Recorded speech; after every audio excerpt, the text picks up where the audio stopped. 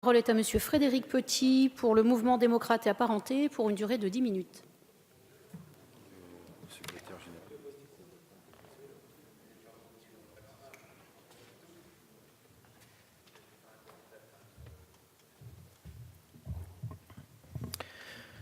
Madame la Présidente, Monsieur le Ministre, chers collègues, permettez-moi tout d'abord de féliciter mon collègue Michel Fangé pour son rapport dans lequel on voit sa fibre médicale et sa fibre sociale également. Bien entendu, le groupe Mouvement démocrate et apparenté apportera son soutien à ce projet de loi de ratification. Comme il a été rappelé, nous avions commencé l'étude du protocole annexe de cette convention et nous aurions pu hâter le vote, mais notre commission a préféré allonger sa réflexion pour mieux appréhender ce projet de loi, son contexte, non pas pour en vérifier la nécessité qui nous paraissait évidente, mais bien pour lever certaines interrogations qui s'étaient fait jour sur nos bancs. Parmi ces interrogations soulevées lors de nos débats en commission, il y avait surtout l'insuffisance des chiffres. Mon collègue Michel Fangé nous en a fourni quelques-uns qui devraient aider à dissiper un certain nombre de fantasmes. Je rappelle en particulier la comparaison entre les quelques dizaines de millions d'euros dont nous parlons et les 94 milliards d'euros de soins que le système hospitalier, qui correspond à l'activité du système hospitalier en France. Cela étant posé, pourquoi avons-nous intérêt à ratifier cette convention? Il y a plusieurs raisons évidentes, 3 raisons pratiques et 3 raisons plus profondes. D'abord, sur la pratique, il faut mieux appréhender le système des impayés à l'étranger. Et je rappelle que ce travail que nous avons fait nous a permis, comme l'a rappelé Madame la Présidente, d'être plus efficace et plus précis sur les chiffres dont nous parlons. En deuxième lieu, il fallait régler un contentieux extrêmement ancien qui datait des années 80. Il faut reconnaître que la résorption de créances est en bonne voie.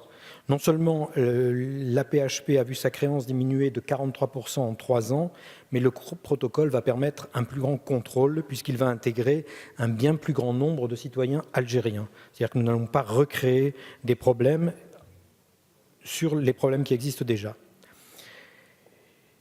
Il fallait également répondre à une situation d'urgence créée par l'obsolescence du texte originel et du vide juridique qui en avait surgi. La Convention, entrée en vigueur en 1982, paraissait prometteuse, mais son champ d'action a rapidement montré les limites du texte, qui s'est trouvé petit à petit concurrencé par une galaxie d'accords bilatéraux entre la CNAS algérienne et les hôpitaux français. Trop limitée, pas assez efficace et protectrice, délaissée, la Convention a entraîné l'insécurité juridique et a laissé la dette s'installer et se creuser. 35 années plus tard, nous souhaitons redonner un sens à cet accord que les gouvernements passés ont laissé dépérir, que le précédent gouvernement a sobrement repoussé à une législature dans laquelle il n'allait plus avoir la main. Il est aussi nécessaire de prendre le relais des établissements hospitaliers. L'AP-HP et les autres établissements ne doivent pas lutter seuls contre les impayés. La représentation nationale doit au contraire prendre ses responsabilités et offrir un cadre sain et favorable à la résolution des créances et à une gestion des flux plus cohérente. Enfin, 3 raisons plus profondes. D'abord, et je suis très fier que mon collègue Michel Fangé l'ait rappelé, c'est l'esprit de notre service public hospitalier. Quoi qu'en disent certains sur ces bancs, nous avons vocation à l'universalité. Nous avons un système médical reconnu et admiré et unique dans sa gestion des soins et dans leur accessibilité envers tous. Étendre le nombre de citoyens algériens bénéficiaires, c'est non seulement être plus efficace dans les recouvrements, mais c'est surtout honorer notre principe que les soins doivent être accessibles à tous. Que là où certains systèmes médicaux ont besoin d'aide, le savoir-faire français peut intervenir. Et c'est aussi montrer la force de notre système de protection sociale qui sait s'ouvrir et coopérer avec d'autres. Un véritable exemple, et ce en dépit des difficultés que la présente convention a provoquées. C'est aussi notre capacité de prise en charge qui est mise en valeur, notamment dans la création du dispositif d'autorisation et d'évaluation financière préalable.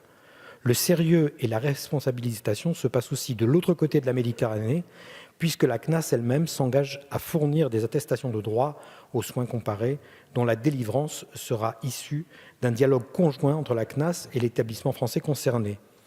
Mon collègue a tout à l'heure précisé l'ensemble des domaines jusqu'à la molécule qui allait être intégrée dans ces conventions. Et puis, c'est rappeler la solidarité qui unit nos 2 pays. Ce contentieux diplomatique n'a plus sa place après tant d'années.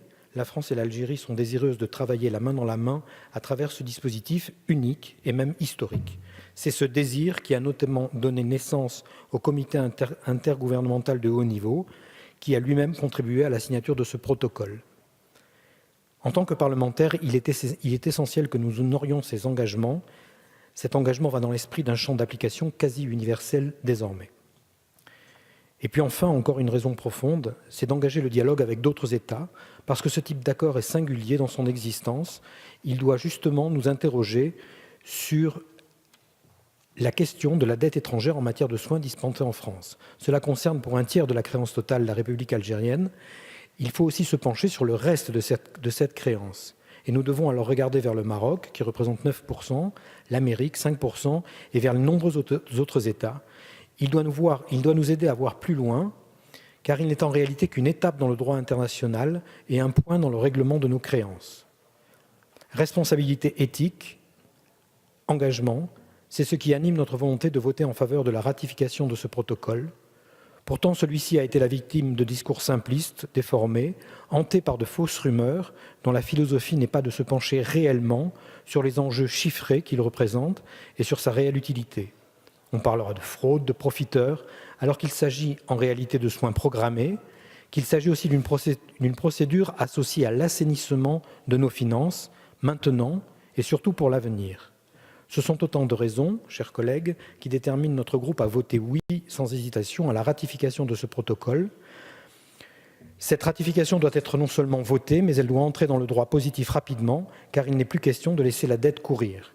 Oui à l'assainissement de nos finances et à la résolution des dettes. Oui à un système social ouvert, plus accessible, reconnu et plus performant. Oui à la sécurité juridique apportée par les élus de la nation aux établissements.